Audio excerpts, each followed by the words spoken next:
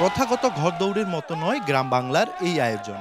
রেসে অংশ নেয়া ঘোড়াগুলো যে শুধু রেসের জন্য প্রস্তুত করা হয়েছে তাও নয়, বরং গাড়িতে করে ওজন বয়ে বেড়ানো প্রাণীগুলো নিয়েই লড়াইয়ের সোয়াররা। তাতে অবশ্য উৎসবে এতটুকু ভাটা নেই।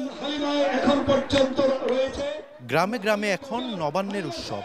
কদিন আগেও সোনালী ধানে ছেয়ে থাকা মাঠগুলো এখন বড্ড অলস। ঘরদোর কেন্দ্র করে সেখানে উন্মাদনার উপলক্ষ।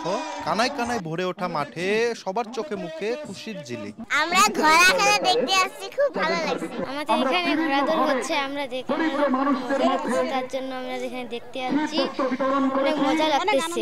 আমার এলাকায় ঘোড়া খেলা আছে, কোনোদিন দেখিনি, আজকে দেখলাম।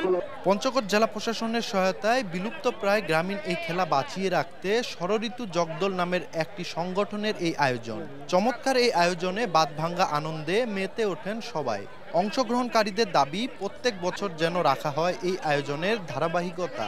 আমি ধামরাহাট জেলা নওগাঁ থেকে আসছি, এখানে খেলা আমার অনেক ভালো লাগছে আর আমি অনেক জায়গায় খেলে ফার্স্ট হয়েছি। দৌড়ে আমাদের মজা লাগে, ওই কারণে আসি আমরা শ্রীগঞ্জ থেকে, যেখানে খেলা হয় সেখানে যাই আমরা। মানুষকে আনন্দ দেওয়ার জন্য আমি এই খেলা কাছাকাছি 5 বছর ধরে করি। এই এলাকার বাচ্চাদের মধ্যে ঘোড়দৌড় প্রতিযোগিতাটা উজ্জীবিত করার জন্য আমি এটার আয়োজন করেছি। দর্শকদের আনন্দের মাত্রা বাড়িয়ে দিতে আয়োজনে কোনো কমতি ছিল না। একটা খেলা কেন্দ্র করে তৈরি হয় নানা উপলক্ষ। দূর দূরান্ত থেকে হাজির হন অনেকেই।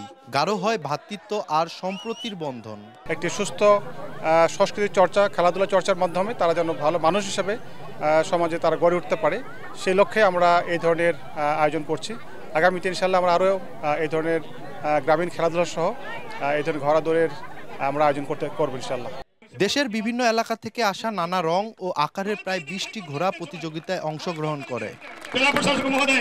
সোহাগ হায়দার, সময় সংবাদ, পঞ্চগড়।